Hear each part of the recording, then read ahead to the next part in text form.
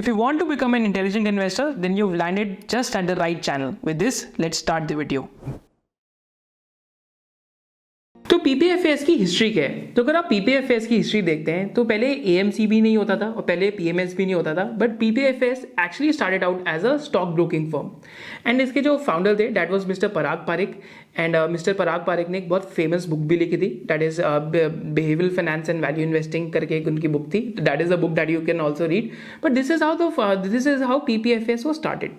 पर 1992 में एक हर्षद मेहता स्कैम हुआ था ऑलमोस्ट 4,000 करोड़ का, जिसकी वजह से काफी सारे stock brokers they went out of business, but PPFS survived at that time. And 1996 के अंदर क्या हुआ, बिकॉज बहुत ज्यादा फेक शेयर्स का इशू हो रहा था, फेक सर्टिफिकेट्स का इशू हो रहा था एंड उस टाइम पे एफआईआईज भी बहुत सारे आए थे इंडिया में.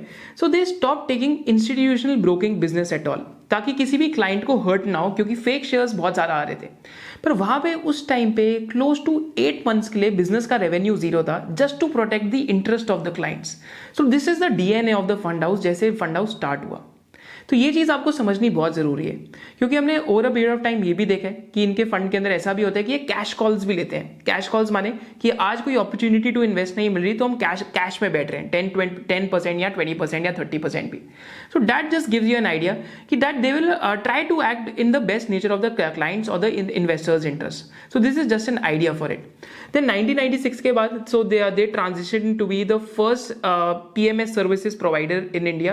तो one of the first PMS providers बने एंड उसके बाद धीरे धीरे करके ये एक AMC बन गए एंड इनका जो फर्स्ट म्यूचुअल फंड हाउस की जो स्कीम थी दैट वाज द PPFS, जो अभी फ्लेक्सी कैप स्कीम के नाम से जानते हैं. तो वो इनकी लॉन्च हुई. पहले वो जो मल्टी कैप फंड होता था उसके नाम से होता था, बट अभी वो फ्लेक्सी कैप फंड के नाम से हो गया.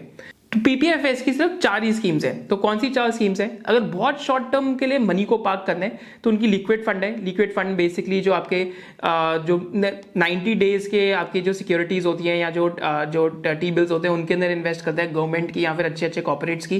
देन उसके बाद आपके हाइब्रिड फंड है इनका. तो hybrid fund is meant for like fixed income. तो यहाँ पे आपके बहुत सारे बॉन्ड्स हैं, गवर्नमेंट बॉन्ड्स हैं एंड ऐसी कंपनीज हैं स्टॉक्स के अंदर जिनका डिविडेंड यील्ड बहुत हाई है एंड बिजनेस मॉडल्स बहुत सेफ है. थर्ड जो इनका फंड है that is a tax saver fund, जो मतलब ELSS स्कीम आती है आपकी, तो वो India focus tax saver fund है.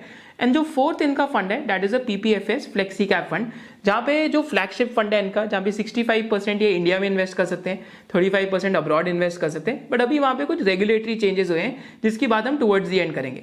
तो एज अ फंड हाउस इनकी ये एक बहुत ज्यादा डिस्टिंक्टिवनेस है कि इनकी सिर्फ 4 ही स्कीम्स हैं, जिसमें से प्रीडोमिनेंटली इक्विटी की जो मेजर स्कीम्स हैं वो 2 ही हैं, बाकी 2 फिक्स्ड इनकम के लिए. सो this is what differentiates the fund house. तो एक चीज और क्या डिफरेंट है फंड के बारे में कि they have this idea of skin in the game. अगर आप इनकी वेबसाइट पे जाते हैं, अगर आप कोई भी मटेरियल पढ़ते हैं तो they keep talking about Hammurabi's code. तो हम्मुराबी वाज एन एम्परर जो 18th सेंचुरी BC में होते थे and he like basically made the Hammurabi's code. तो हम्मुराबीज कोड क्या है कि अगर कोई आदमी किसी घर के अंदर रह रहे हैं and because of the collapse of that house that person dies, तो जिस आर्किटेक्ट ने वो घर बनाया है he will also be punished to death. So this is the Hammurabi's code. तो इसको म्यूचुअल फंड इंडस्ट्री में हम कैसे लगा सकते हैं? तो यहाँ पे simple idea skin in the game का, कि क्या मैं अपने ही पोर्टफोलियो में इन्वेस्ट कर रहा हूं या नहीं कर रहा. तो अगर आप पीपीएफएस की डिफरेंट स्कीम्स देखते हैं तो यहाँ पे ऑलमोस्ट जो इनसाइडर्स हैं इनका मोर देन 300 to 350 करोड़ का खुद का ही होल्डिंग है इनसाइडर्स का. So that is following the Hammurabi's code कि आप स्किन इन द गेम को फॉलो कर रहे हैं. अब हम बात करते हैं कि how to think like the fund manager and इनके पोर्टफोलियो की स्ट्रैटेजी क्या है. तो अगर आप पोर्टफोलियो की इनकी जो देखते हैं strategy, so again this is simply that bye good companies, do not over पे एंड डू नथिंग. कि गुड बिजनेसेस के साथ पार्टनर करना है and not merely purchasing stocks. Partnering with minority share holder friendly managements, माने good governance वाली. फिर cash generating businesses लेने हैं जिनकी लो डेट है. फिर avoid overpaying to purchase with a margin of safety and to buy businesses which have a high competitive advantage. So they are thinking like a business owner. And ये business owner की thinking कहाँ reflect करती है? तो mutual funds में generally funds ऐसे आपको भी देखने चाहिए, या फिर अगर आप वैल्यू इन्वेस्टिंग करते हैं तो आपके लिए अच्छा हो सकता है ये. अगर आप ऐसे फंड्स देखते हैं तो आपको कैसे देखने चाहिए कि जहाँ पे टर्नओवर या चर्न रेशियो बहुत लो. तो जहां पे चर्न लो होती है, सो that is simply N idea कि दैट द फंड मैनेजर और the fund is staying with the businesses for a long period of time. So that is an idea of sticking with the investments. तो यहाँ पे अगर आप turnover ratio देखते हैं PPFS fund का, तो पोर्टफोलियो चर्न अगर आप पीपीएफएस फ्लेक्सी कैप का देखते हैं तो 19.96% है. विराज अगर आप कैटेगरी का देखते हैं एवरेज तो 79.04% है. तो इसका मतलब क्या है कि on an average they are holding a stock for 5 years, क्योंकि 19.04% के आसपास इनका टर्नओवर रेशियो है. सो this is what it simply means. तो यहाँ पे लॉन्ग टर्म होल्डिंग होराइजन भी आ जाता है. Just before going forward a standard disclaimer कि आपके लिए बाय और सेल रिकमेंडेशन नहीं है ये वीडियो, सिर्फ आपको सिखाने के लिए कि आपको फंड्स को कैसे देखना चाहिए. अभी तक हमने टर्नओवर की बात करी, हमने फंड की फिलॉसफी की बात करी, हमने ये बात करी कितनी स्कीम्स है, एंड हमने फंड हाउस की हिस्ट्री की बात करी.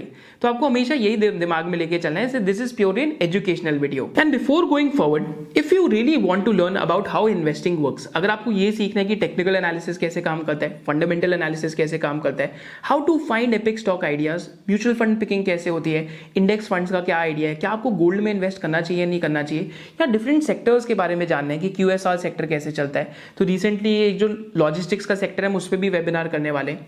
And you also want to learn about how to value a business, then all these things we teach you in one SOIC membership. And if you want to become an SOIC member, so if you use the SOIC bonus 10 code, you'll also get a 10% off, and link to the SOIC membership is there in the description below. So if you loved this video and you had a differentiated business insight, then do subscribe to this channel, and you can also follow our main channel of SOIC. Thank you so much for watching it.